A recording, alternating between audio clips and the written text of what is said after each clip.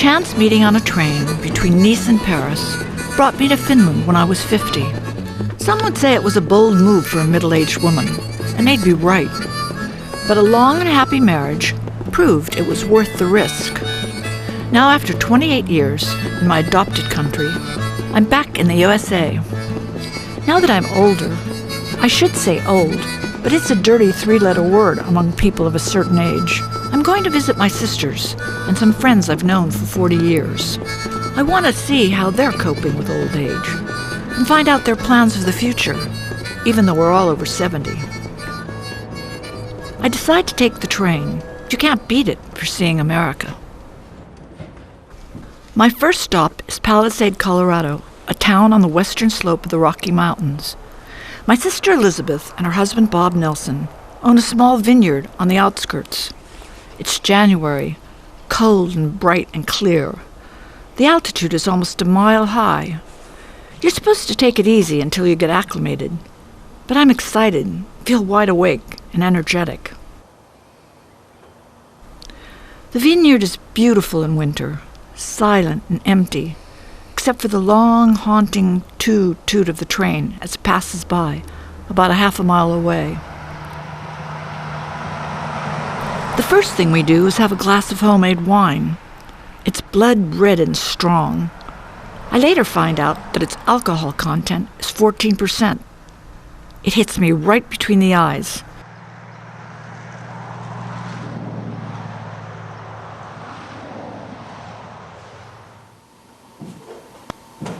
My sister is an artist. This is a dirty job.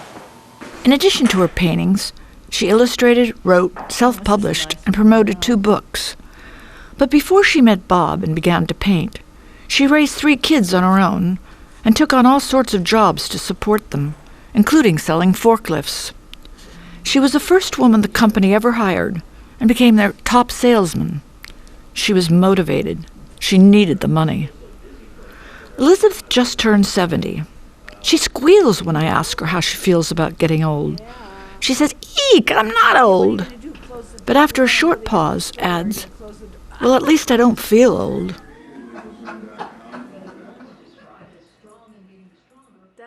Her husband, Bob, is 70 and still works full-time, but his real passions are grapes and gardening. So the vineyard is his future.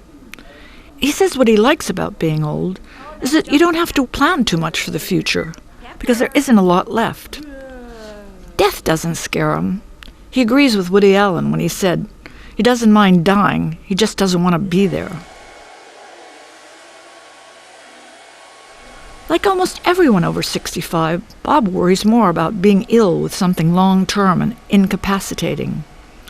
He and Elizabeth have Medicare, the government-subsidized health insurance for people old enough to qualify for Social Security.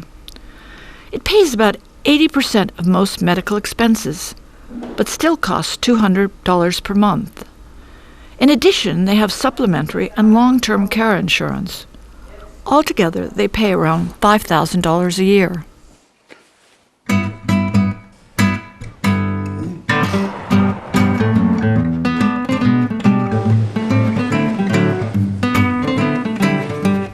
The Nelsons were contented city people until one day on a motor trip, they drove off the main road by accident and came across a picture-perfect town that looked like it had just dropped out of the 19th century. I love that table. Elizabeth and Bob finally cracked when they found a wreck of a house on 6 acres. They made an offer on the spot.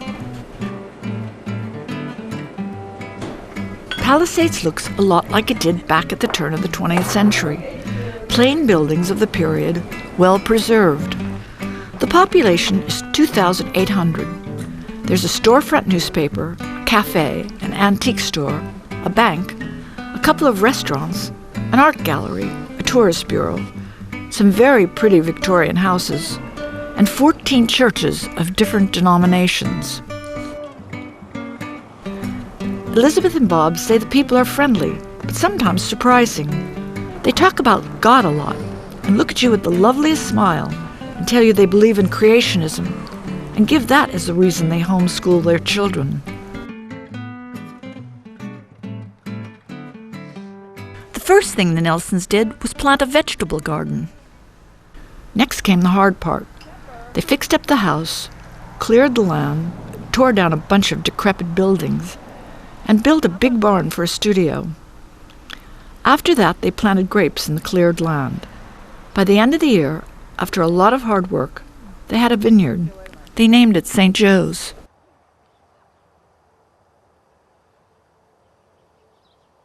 The town is the center of Colorado's growing wine country.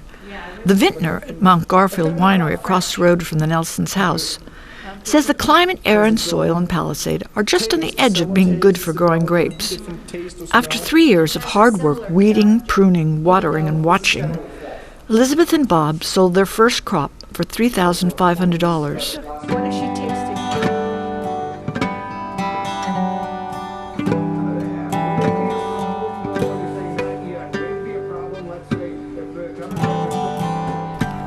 But no sooner had I settled in for a long visit when we got the news that Bob had been offered a new job on the other side of the country, Great. in a small Amish town in northwestern Pennsylvania. Population 2,700.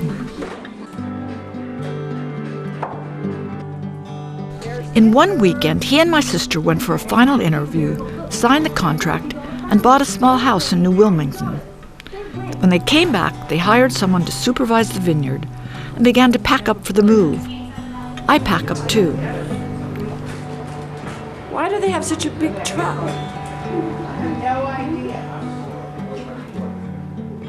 On a cold morning in February, Elizabeth takes me to Grand Junction and drops me off at the small station. I'm on my way to Chicago to visit our old hometown.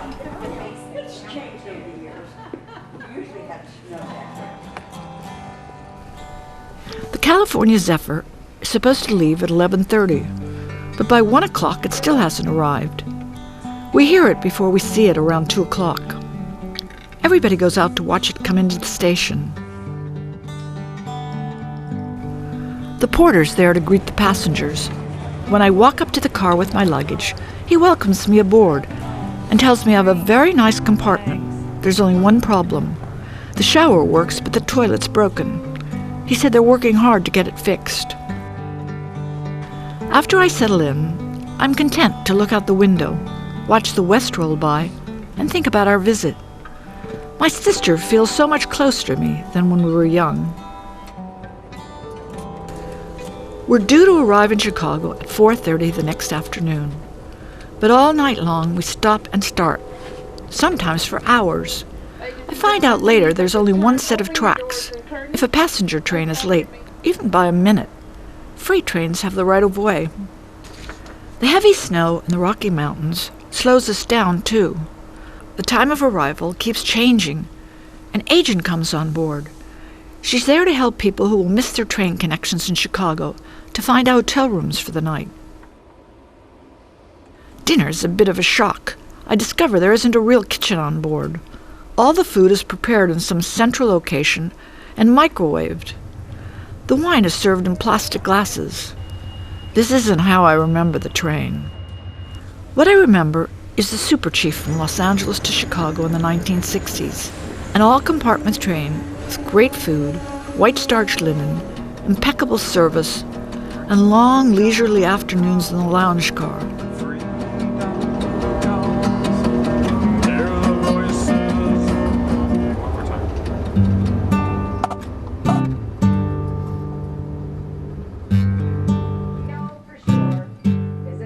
We finally arrive at the station at 12:30 a.m. I'm staying in Chicago for a couple of days.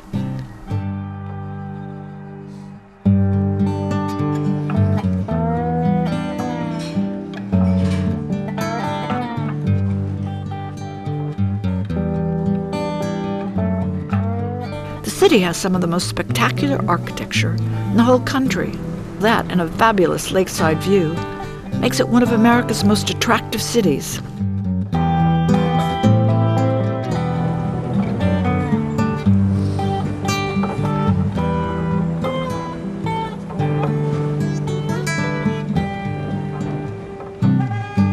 But what I really want to see is my old neighborhood, where I lived till I was 12. It was a kind of neighborhood where you walked to church, to school, to the movies. Plus there was a local tavern, a Jewish deli, a Chinese takeout, a German bakery, and a fantastic hamburger joint, all within a couple of blocks. A taxi drops me off in front of my old school, St. Edward's. It's -17, almost too cold to set up the camera.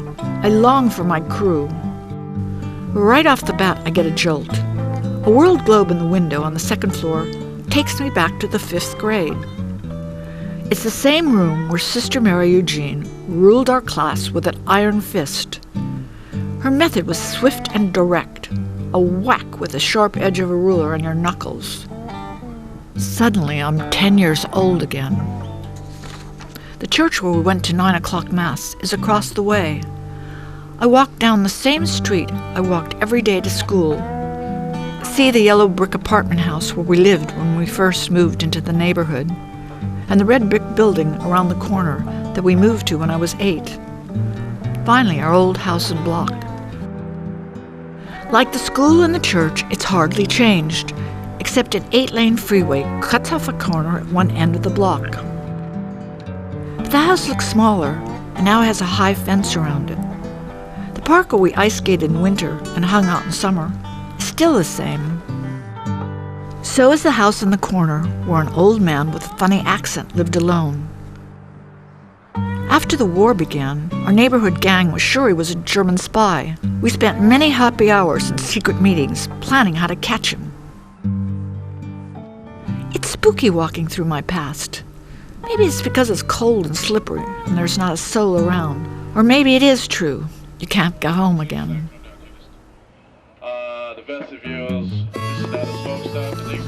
I'm on my way to Los Angeles, but not by a direct route. I'm taking the Empire Builder that goes to Seattle, Washington. It's supposed to be the top of the Amtrak line. I locate my car in my compartment, flop down on the bunk, and take a look around. After a while, a nice porter knocks on the door and introduces himself. His name is George. It's hot like hell in the compartment, and I ask him if he can lower the temperature. He tells me it's a thermostat.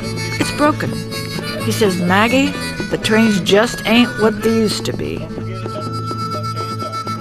An hour or so later, it's hotter than ever. I ring for George, and he tells me he'll see what he can do. He's back in 10 minutes beaming. There's one empty compartment. The problem is, it's a section of the train going to Portland. On the spot, I change my plans. I always liked that city. When the train stops in Minneapolis, I run with my rolling suitcase about a half mile down the track until I get to the right car. The porter is there. He expects me. His name is Sam. He said the toilet doesn't work, but they expect to get it fixed sometime soon. In the meantime, I can use the one in the next car. I let out a groan. We arrive in Portland a couple of hours late, and there I'm stopped cold. A nice woman in the Amtrak lounge tells me a hillside has collapsed in California and has covered the tracks. Direct train service to Los Angeles has been suspended indefinitely. I decide to stay in Portland for a couple of days and consider my options. After a few days, I fly to Los Angeles.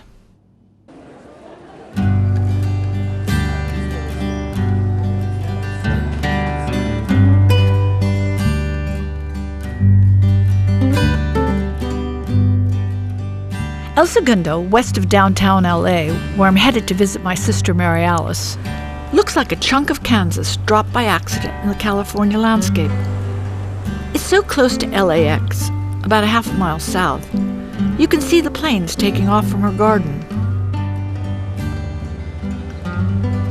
Mary Alice is 75 and still works full-time as the director of the design department at the Fashion Institute in Los Angeles. She's been at the school for 38 years. Her job has a lot of glamour. She wears designer clothes, drives a chic car, and travels all over the world for her work. But when she was 30 and left with 2 young children, one handicapped, she had to go on state welfare. It gave her a chance to go back to school and get a degree. Still, the trip from there to here was a long, hard slog. She still lives in the same old farmhouse she bought 30 years ago. The house is small, with only one bathroom, unusual for California. The property used to be an avocado farm, but Standard Oil came and turned the whole area into a company town. In the late 50s, when my sister and I lived at the beach, about a mile away, we used to make fun of El Segundo. We thought it was square and corny. But now it's small, all-American style, makes it a hot property. Mary Alice's sons, Gregory and Jonathan, sometimes complain about the house because it's not big and modern. Yet I secretly think they like it because it's got character. But Mary Alice loves her house, her garden, and El Segundo. She says everything she needs is right here in town.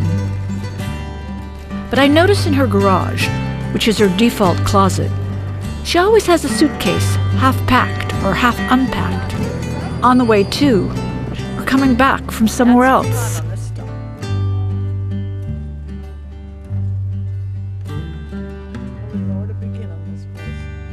Our week together goes by in a blink, and Mary Alice drives me to LAX. I'm on my way to visit an old friend of mine, Sharon Pettis, whom I've known for 40 years.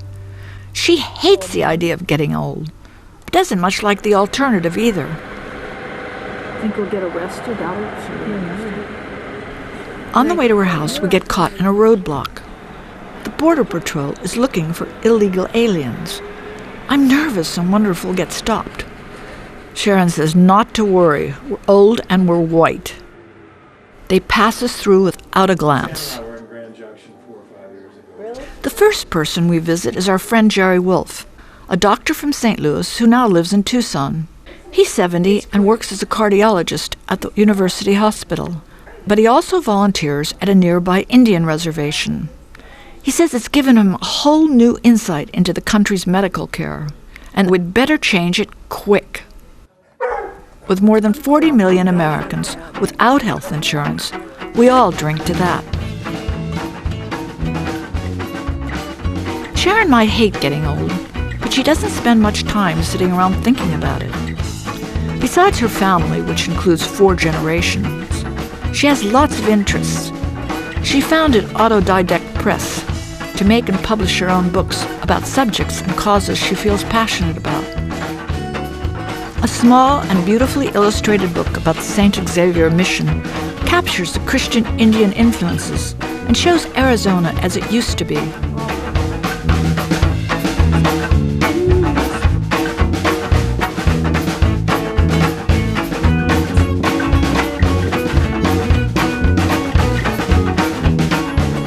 Her house combines a lot of her interests, and it's fun to look around. Giant photos her husband has taken hang alongside voodoo Christian art. Sometimes it's creepy, like the small skeleton of a man and his dog by the fireplace, which looks like death personified.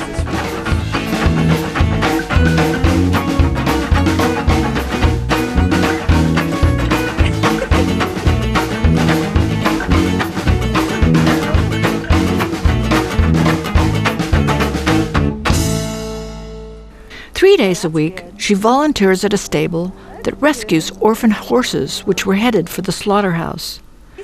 She says this is a joy, not work. Yes. We go to visit Sharon's mother, Charlotte Wright, who lives down the road.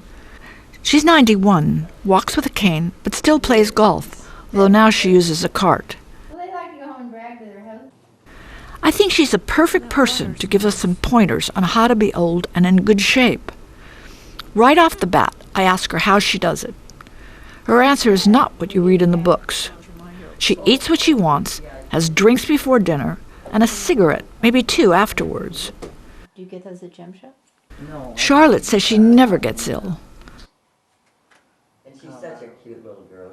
But after I press her for details, she finally owns up to having been sporty all her life.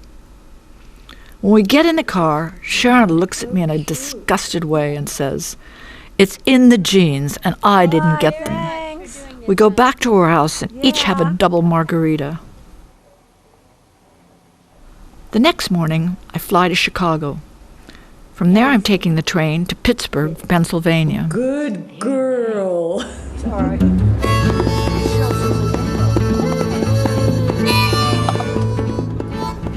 I'm on my way to visit Elizabeth and Bob in their new home in New Wilmington. She's got a brilliant idea.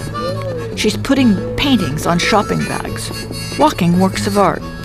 She wants us to make a collection, mount an exhibition, and have an auction. She hooks me with her enthusiasm. I take the Capital Limited from Chicago. It feels good to be on the train again. I ask the porter for a 4:30 wake-up call, so I'll have plenty of time to get ready for a 5:30 arrival in Pittsburgh, which is only a short layover. I get my wake-up call 15 minutes before we're due to arrive. The porter has overslept. I rush around, throwing things into my suitcase, tip her $10, grab everything, and stagger into the station. If it's not blue, I love it. It's only been a short time since Elizabeth and I have seen each other, but we're excited about her new project, so we have lots to talk about. The drive to New Wilmington takes about an hour. The landscape is so different from Colorado. It's somber and serious. It looks solid and stable with well-tended farms. My sister points out where the Amish live. She said you can tell because there are no connecting wires for electricity to their houses. I get excited when I see my first horse and buggy on the road. The Amish man at the reins seems oblivious to everyone around him. And to me, it's the cars, not the carriages, that look out of place in this lonely, uncluttered countryside.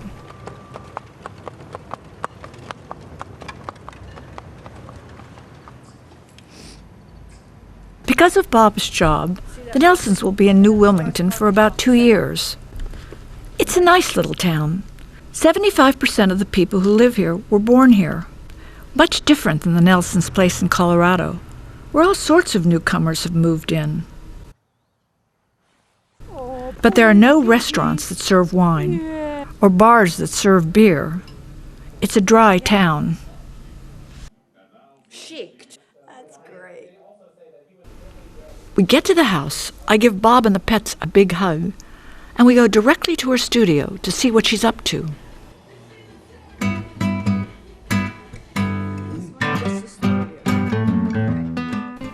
She already has a group of bags ready to show me. Part art, part craft, part fashion. Something you can hang on the wall as well as use. She tells me she'll teach me how to paint. I'm skeptical but excited. We start with something simple. I find out it's lots of fun and I can do it. It's like being kids again.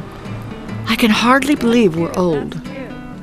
The idea of wearable art in a town where the Amish only wear one outfit, the college kids wear torn jeans, and the local population doesn't give a hoot, makes me laugh.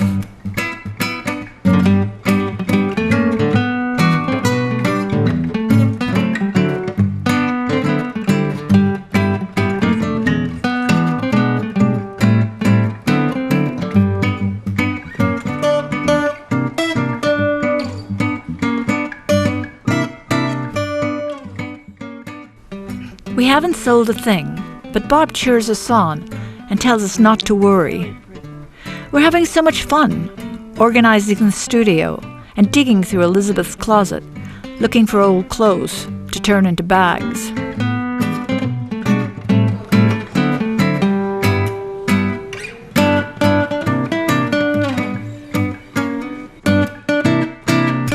Before I know it, the 3 months is up and I have to leave.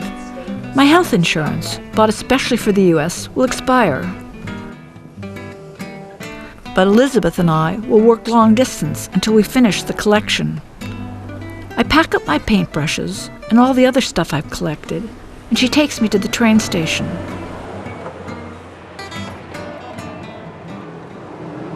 The reflection.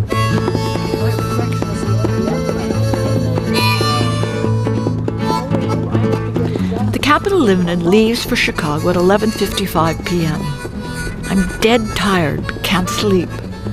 I think about my sisters and my friends and how they're making the most out of the last lap.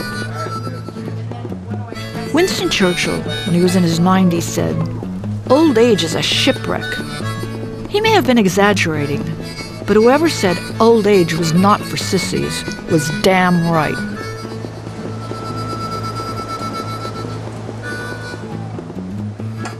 Arrival time in Chicago is 8:30 in the morning.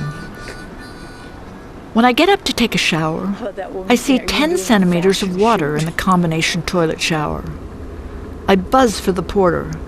She comes in, takes a look, shakes her head, and says, "It must be coming from the toilet, 'cause the walls aren't wet."